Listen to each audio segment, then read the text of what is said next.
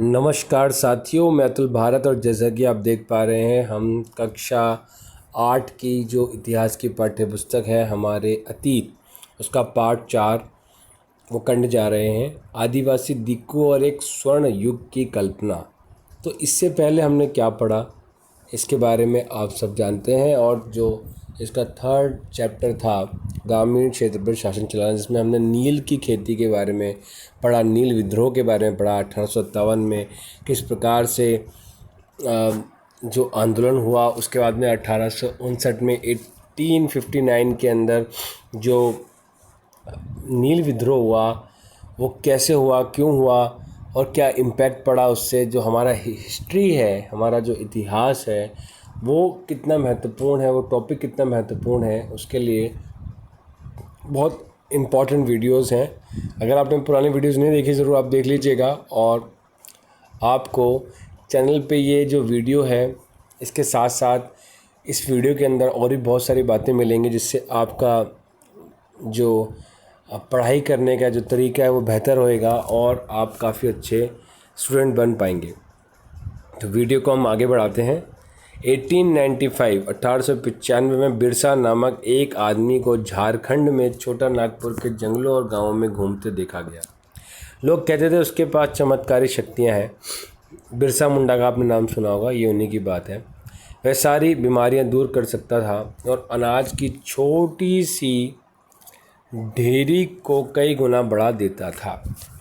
बिरसा ने खुद ये ऐलान कर दिया था कि उसे भगवान ने लोगों की रक्षा, उनको दिकुओं, बाहरी लोगों की गुलामी से आज़ाद कराने के लिए भेजा है। कुछ समय के भीतर हज़ारों लोग बिरसा के पीछे चलने लगे। वह उसे भगवान मानते थे। उन्हें यकीन था कि वह उनकी समस्याएं दूर करने आया है। बिरसा का जन्म एक मुंडा परिवार में हुआ था। मुंडा का जनजातीय समूह है। मुंडा एक जनजातीय समूह है जो छोटा नागपुर में रहता है। ठीक है, कहाँ रहता है? छोटा नागपुर। अभी नागपुर नहीं समझना आपको, ये नागपुर झारखंड वाला है। ठीक है, कौन सा है? झारखंड वाला। ठीक है। और बिरसा के समर्थकों में इलाके के दूसरे आदिवासी संथाल और उरांव भी शामिल थे। याद रखना, ये बहुत इम्पोर्टेंट चीज़ें हैं। ये क्वेश्चंस आते हैं, मैंने आपको बताया था, पहले भी बताया था कि यूपीएससी के अंदर भी आते हैं। आप जो सिविल सर्विस की तैयारी कर रहे हैं, बच्चे जो सोचते हैं कि हाँ हम सिविल सर्विसेज की तैयारी करके देश का नाम रोशन करेंगे, अपना परिवार का नाम रोशन करेंगे, उनके लिए बहुत महत्वपूर्ण है कि वो समझे कि एनसीईआरटी किस प्रकार से प्रश्न पूछता है और उसका क्या लाभ है हमारे जीवन के अंदर भी। तो जैसा कि आप देख पा रहे हैं कि आदिवासी संताल और उरांव जो जनजातियां हैं वह भी शामिल थे बिरसा के समर्थकों में, इलाके के जो दूसरे आदिवासी थे। तो ये झारखंड में आपको पता लगा कि मुंडा, संताल और उरांव झारखंड के क्षेत्रों में पाए जाते थे। ये सभी अपने आसपास आ रहे बदलावों और अंग्रेज शासन के कारण पैदा हो रही समस्याओं से बेचैन थे। उनकी परिचित जीवन पद्धति नष्ट होती दिखाई दे रही थी, आजीविका खतरे में थी और धर्म छिन्न भिन्न हो रहा था। छिन्न भिन्न का अर्थ कि जो उनका धर्म है उसके अंदर बहुत सारी समस्याएं पैदा करने लगे थे ये लोग, क्योंकि बाहर के लोग जब आते हैं और जो उनकी पद्धति थी उसको नष्ट कर रहे थे। ज़बरदस्ती खेती, जैसा अभी आपने देखा कि रैयतवाड़ी, महालवाड़ी, कैसी कैसी व्यवस्थाएं थी, उसके द्वारा बिरसा किन समस्याओं को हल करना चाहता था? जिन्हें दिक्कू कहा जा रहा था वह बाहरी लोग कौन थे? उन्होंने इलाके के लोगों तो गुलाम कैसे बना लिया था? अंग्रेज़ों के राज में आदिवासियों के साथ क्या हो रहा था? आदिवासियों का जीवन किस तरह बदल रहा था? इस अध्याय में हम ऐसे कुछ सवालों पर विचार करेंगे। देखिए यहाँ पे उनकी एक फ़ोटोग्राफ भी है जिस पे आप देख सकते हैं उड़ीसा के डोंगरिया कंद कबीले की महिलाएं बाजार जाते हुए नदी से गुजर रही हैं। देखिए बाजार जाने के लिए किस प्रकार से ये नदियाँ पार करते थे, उड़ीसा का। ठीक है, आगे चलते हैं। हमने देख लिया कि यहाँ पे कौन कौन से प्रश्न हमें देखने को मिलेंगे और हम उसका उत्तर इसी चैप्टर में, इसी अध्याय में देखेंगे। पिछले साल आपने आदिवासी समाजों के बारे में पढ़ा था। ज़्यादातर कबीलों के रीति रिवाज और रस्में ब्राह्मणों द्वारा निर्धारित रीति रिवाजों और रस्मों से बहुत अलग थी। तो आपने ये लास्ट की जो 7वीं कक्षा के हमारे अतीत है उसमें आपने पढ़ा था। इन समाजों में ऐसे गहरे सामाजिक भेद भी नहीं थे जो जाति पर आधारित समाजों में दिखाई देते हैं। एक कबीले के सारे लोग कुटुंब के बंधनों से बंधे होते थे। कुटुंब मतलब परिवार। तो जो कबीला एक परिवार होता था और उस परिवार के कुटुंब अर्थात परिवार के जो बंधन मतलब जो नियम होते थे उससे सब लोग आपस में बंधे थे कि भैया ये नियम है, ये कानून है, मतलब हमें ये शिकार के लिए जाना है, हमें खाने के लिए इकट्ठा करना है, हम कैसे रहेंगे, हमारे शादी के कैसे रीति रिवाज हैं, ये सब चीज़ें। लेकिन इसका ये मतलब भी नहीं है कि आदिवासियों के बीच कोई आर्थिक और सामाजिक फ़र्क नहीं था।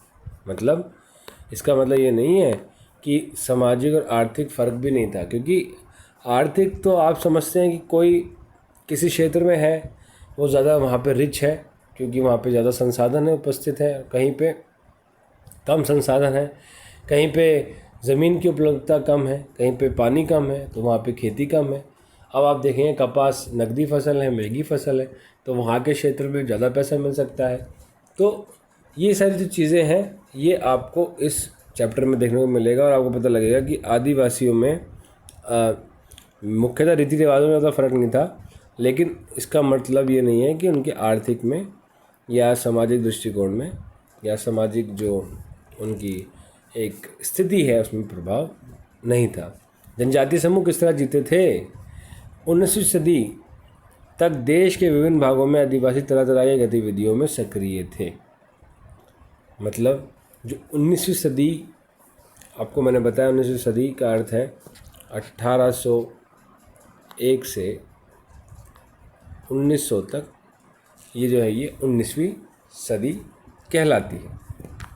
तो इसके अंदर आप देखेंगे कि आदिवासी विभिन्न तरीके से बहुत सी जगह पे गतिविधियों में सक्रिय थे। कुछ झूम खेती करते थे। झूम खेती के बारे में मैंने आपको पहले बताया, मैं आपको बता देता हूँ कि झूम खेती में क्या होता था कि झूम खेती में एक जगह से दूसरी जगह पे जाते थे और वहाँ पर जब खेती करते थे, जब वो उपजाऊ ज़मीन जो है ख़त्म हो जाती थी उसको छोड़ देते थे। इसमें बताता हूँ मैं कि झूम खेती घुमंतु खेती को कहा जाता है।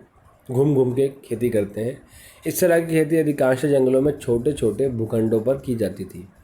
ये लोग ज़मीन तक धूप लाने के लिए पेड़ों की ऊपरी हिस्सों को काट देते थे और ज़मीन पर लगी घास फूस जलाकर साफ कर देते थे। इसके बाद वे घास फूस के जलने पर पैदा हुई राख को खाली ज़मीन पर छिड़क देते थे।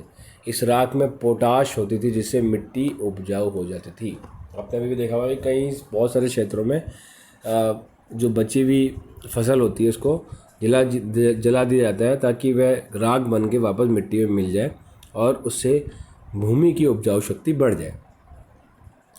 वह कुल्हाड़ों जो कुल्हाड़ी होती है उसको कुल्हाड़ों से पेड़ों को काटते थे और कुदालों से ज़मीन की ऊपरी सतह पर को खुरच देते थे।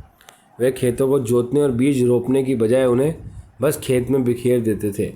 जब एक बार फसल तैयार हो जाती थी तो उसे काट कर वे दूसरी जगह के लिए चल पड़ते थे। घूम घूम कर करते थे। जहाँ से उन्होंने अभी फसल काटी थी वह जगह कई साल तक परती पड़ी रहती थी। परती मतलब खाली पड़ी रहती थी। घुमंतु किसान मुख्य रूप से पूर्वोत्तर मध्य भारतीय पर्वतीय व जंगली पट्टियों में ही रहते थे। इन आदिवासी समुदायों को की जिंदगी जंगलों में बेरोक टोक आवाजाही और फसल उगाने के लिए ज़मीन और जंगलों के इस्तेमाल पर आधारित थी। वे केवल इसी तरीके से घुमंतु खेती कर सकते थे। प्रत्येक कुछ समय के लिए बिना खेती छोड़ दी जाने वाली ज़मीन ताकि उसकी मिट्टी दोबारा उपजाऊ हो जाए। जैसे मैंने अभी आपको बताया प्रति खेती। साल का अर्थ एक पेड़ है।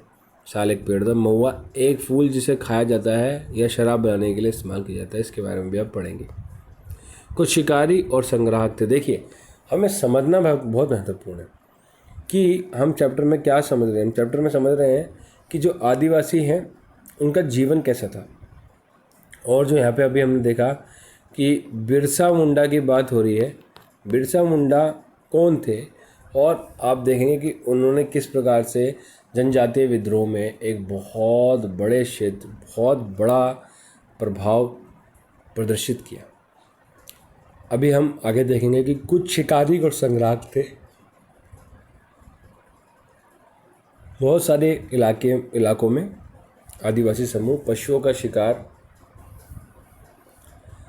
करके और वन्य उत्पादों को इकट्ठा करके अपना काम चलाते थे। वे जंगलों को अपनी ज़िंदगी के लिए बहुत ज़रूरी मानते थे। उड़ीसा के जंगलों में रहने वाला खोंड समुदाय इसी तरह का एक समुदाय था।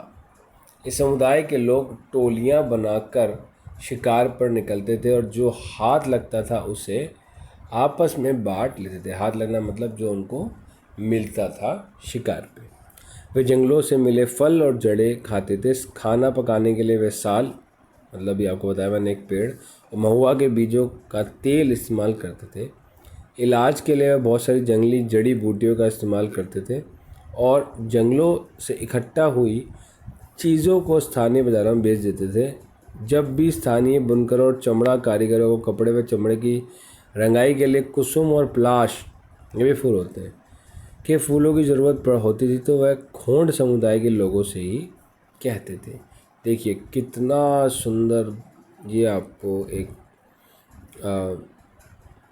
मैप है जिसमें आपको पता लग जाएगा कि कौन सी जनजाति कहाँ पर पाई जाती है। देखिए जैसे यहाँ पे लिखा ना, संथाल, मुंडा, उरांव, ठीक है, ये कहाँ कहाँ पाई जाती है। अभी देखिए छत्तीसगढ़ मध्य प्रदेश में बैगास, बंजारा, गोंड, ठीक है। और आप देखिए साउथ में देखिए माला और इरुल्लर और सहरिया, भील, वान गुज्जर्स, राठवा, गद्दी गुज्जर, है ना, भोटिया उत्तर प्रदेश में होते हैं और उत्तराखंड में होते हैं भूटिया, ठीक है।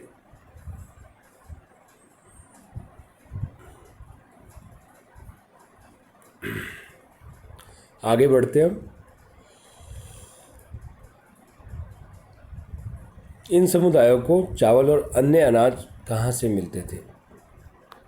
देखिए डोंगरिया कंद कबीले की औरतें पांडानू की पत्तियां इकट्ठा करके लारेन पत्तियों से पतले बनाई जाएंगी। देखिए इस प्रकार से पतले बनाने के लिए भी ये लोग, क्योंकि ये जंगल के क्षेत्र को अच्छी तरीके से जानते थे ये लोग, और इनको पता है कि जंगल के किस क्षेत्र में क्या मिलेगा। इसलिए जैसे अभी आपने देखा कि चमड़े के लिए और सूत की रंगाई के लिए जब इनको पलाश के फूलों की आवश्यकता पड़ती थी, कुसुम के फूलों की आवश्यकता पड़ती थी, तो ये लोग खोंड समुदाय के लोगों को ढूंढते थे कि ये जंगल में जा कर के उन फूलों का रस लेके आएंगे, उन फूलों को लेके आएंगे जिससे रंगाई हो सके आगे। तो क्योंकि ये वो लोग थे जो कि उस क्षेत्र के बारे में सब कुछ जानते थे, अपने अपने जंगलों के क्षेत्रों में सब कुछ जानते थे। आगे हम देखेंगे कि इन समुदायों को चावल, अन्य अनाज कहाँ से मिलते थे। कई बार तो चीज़ों की अदला बदली से काम चल जाता था। वह अपने कीमती वन उत्पादों के बदले ज़रूरत की चीज़ें ले लेते थे। कई बार उन्हें ज़रूरी चीज़ें खरीदने के लिए अपनी मुट्ठी भर आमदनी का सहारा लेना पड़ता था। आप देखिए, क्योंकि चावल या ऐसी कुछ चीज़ें थी जो ये उगाते नहीं थे, या कोई चीज़ें थी जिनको मिल नहीं पाती थी, तो उसके लिए वस्तु विनिमय का मतलब जब ये अभी हम पैसा दे के सामान खरीदते, वस्तु विनिमय में हम एक वस्तु से दूसरी वस्तु खरीदते थे। जैसे इन्होंने कोई फूल है, कोई फूल का रस है, कोई तेल इन्होंने बनाया, उसको दे के उसकी जगह चावल ले लिया, आटा ले लिया। इस प्रकार से अभी कई बार उनको उन्होंने जो पैसा कमाया, कुछ आमदनी है, उसको अभी देना पड़ता था। उनमें से कई लोग आसपास के गांवों में नौकरी भी करते थे। कई बोझ ढोता था, तो कई सड़क निर्माण कार्य में नौकरी करता था। कई आदिवासी खेत मजदूर थे। जब वन उत्पाद कम पड़ जाते थे तो आदिवासियों को मजदूरी के लिए ज़्यादा भटकना पड़ता था। लेकिन उनमें से बहुत सारे समुदाय, जैसे मध्य भारत के बैगा, औरों के लिए ये समुदायों के नाम हैं, काम करने से कतराते थे। मतलब भारत के कुछ समुदाय, लेकिन उनमें से बहुत सारे समुदाय जैसे मध्य भारत के बेगा समुदाय, औरों समुदाय और बेगा औरों के लिए काम करने से कतराते थे। बेगा समुदाय, बेगा खुद को जंगल की संतान मानते थे जो केवल जंगल की उपज पर जिंदा रह सकती है। मजदूरी करना बेगाओं के लिए अपमान की बात थी। जो चीज़ आसपास पैदा नहीं होती थी उन्हें हासिल करने के लिए आदिवासियों को खरीद फरोख्त भी करनी पड़ती थी। इसकी वजह से वह कभी कभी व्यापारी और महाजनों पर आश्रित हो जाते थे। व्यापारी बेचने की चीज़ लेकर आते थे और भारी कीमत पर चीज़ें बेचते थे। सूदखोर महाजन भी आदिवासियों को कर्जा तो देते थे, लेकिन उसका ब्याज बहुत ज़्यादा होता था। इस तरह बाजार और वाणिज्य ने आदिवासियों को कर्ज और गरीबी में ढकेल दिया था। लिहाजा वे महाजनों और व्यापारियों को भारी शैतान और अपनी सारी मुसीबतों की जड़ मानने लगे थे। जैसे दीकू की बात अभी हमने सुनी थी। भारत में कुछ आदिवासी समुदायों के इलाके जारवा अंडमान निकोबार में पाए जाते हैं। जारवा शॉम्पेन भी वहीं पाए जाते हैं, शॉम्पेन। ठीक है, तो ऐसे कुछ बहुत इम्पोर्टेंट बड़ा सुंदर मैप है, ज़रूर देखिए आप, इसको आपको समझ में आएगा। कुछ जानवर पालते थे। बहुत सारे आदिवासी समूह जानवर पालकर अपनी ज़िंदगी चलाते थे। वे चरवाहे थे जो मौसम के हिसाब से मवेशियों या भेड़ों की रेवड़ लेकर यहाँ से वहाँ जाते रहते थे। जब एक जगह घास ख़त्म हो जाती थी तो वह दूसरे इलाके में चले जाते थे। पंजाब के पहाड़ों में रहने वाले वन गुज्जर और आंध्र प्रदेश के लबाड़िया आदि समुदाय गाय भैंस के झुंड पालते थे। कुल्लू के गद्दी समुदाय के लोग गडरिये थे और कश्मीर के बकरवाल बकरियां पालते थे। अगले साल इतिहास की पाठ्य पुस्तक में आप उनके बारे में भी विस्तार से पढ़ेंगे, अगली बार हम पढ़ेंगे। बट आपने ये चीज़ देखी कि कहाँ कहाँ पर इम्पॉर्टेंट ये है कि कौन कौन सी जनजाति कहाँ कहाँ पर मिलती है और उनके काम क्या क्या है। बड़ा इम्पॉर्टेंट है, इसको आप ज़रूर देख लीजिएगा ध्यान से। अभी शिकार का वक्त, बुआई का वक्त, नए खेतों में जाने का वक्त। ठीक है, तो ये कहानी बड़ी प्यारी सी कहानी है, इसको भी हम देख लेते हैं। चलिए, वीडियो को हम बहुत ज़्यादा लंबा नहीं करते हुए हमें बताते हैं कि आपकी पढ़ाई कैसे अच्छी हो सकती है। अगर आपको वीडियो सच में अच्छी लग रही है तो आप पुरानी वीडियोस देखिए, बहुत सारी चीज़ें हैं वीडियोस के अंदर, आपको काफ़ी हेल्पफुल होंगी। काफ़ी सारे क्वेश्चन आंसर्स की वीडियोस हम लोगों ने अपलोड कर रखी चैनल पे, जिससे आप लोगों को ज़रूर फ़ायदा होएगा। और इस चैप्टर में जैसे अभी हमने आदिवासी समुदायों के बारे में बात करी, जनजाति समुदायों के बारे में बात करी, बहुत फ़ायदेमंद, बहुत अच्छी चीज़ है। आप अपने इतिहास, अपनी संस्कृति के बारे में जान पाएंगे और आपको समझ में आएगा कि भारत कितना समृद्धि से भरा है, कितना फला है, कितना फूला है। जैसे कि आपने यहाँ पे देखा, इसी प्रकार से हम सब लोगों की अपने अपने घर में अलग अलग रीति रिवाज, रिचुअल्स हैं, लेकिन आप देखिए कि हर जगह पे बताया जाता है कि अगर आप ध्यान करेंगे, मेडिटेशन करेंगे सुबह उठ के, आपकी पढ़ाई अच्छी होगी, आपका चित्त एकाग्र होगा। सहज योग ध्यान के माध्यम से आप अपने जीवन को बहुत अच्छा कर सकते हैं। उसके लिंक्स डिस्क्रिप्शन बॉक्स में हम लोग प्रोवाइड कर देंगे। आप ज़रूर, आपको लाभान्वित होंगे आप सहज योग से। आप जो भी अभिभावक, शिक्षक, छात्र, बच्चे, कोई भी इस वीडियो को देख रहा है, आप ज़रूर सहज योग की वेबसाइट्स पे जाइए। This is a free of cost website. आप जाइए, वहाँ पे विज़िट कीजिए, आपके जीवन में एकाग्रता आएगी। एकाग्रता मतलब आप एक जगह बैठ के पढ़ पाएंगे, आपके अंदर सेल्फ कॉन्फिडेंस आएगा, आपके अंदर आत्मविश्वास आएगा, आपके अंदर मेमोरी पावर बढ़ेगी। जिस प्रकार से आप देखिए, गणेश जी देखें आपने, या जो भी बच्चे यहाँ पे देख रहे हैं वीडियो, उनको पता होगा जैसे गज होते हैं, हाथी होते हैं। हाथी की मेमोरी इतनी तेज़ होती है कि वो एक बार अगर कहीं से निकल गए तो वो रास्ता ज़िंदगी भर नहीं भूलते। इस प्रकार से जब आप मेडिटेशन करेंगे तो आपके अंदर ये चीज़ें विकसित होएगी। आप फालतू चीज़ों से आपका दिमाग हटेगा। तो आप प्लीज़ सहयोग कीजिए, बहुत लाभान्वित होएगा, आपको बहुत फ़ायदेमंद, आपको अच्छा लगेगा, आपका जीवन बहुत सरल अच्छा हो जाएगा। तो प्लीज़ चैनल को सब्सक्राइब कीजिए, सहयोग कीजिए और अपने दोस्तों को वीडियो तक पहुंचाइए। जो क्वेश्चन आंसर सेट है उनकी वीडियोस देखिए। जल्दी मिलेंगे नेक्स्ट वीडियो में, तब तक के लिए जय हिंद जय भारत। ऐसे ही स्वस्थ रहिए, मस्त रहिए, घर पे पढ़ाई कीजिए और अपना ध्यान रखिए।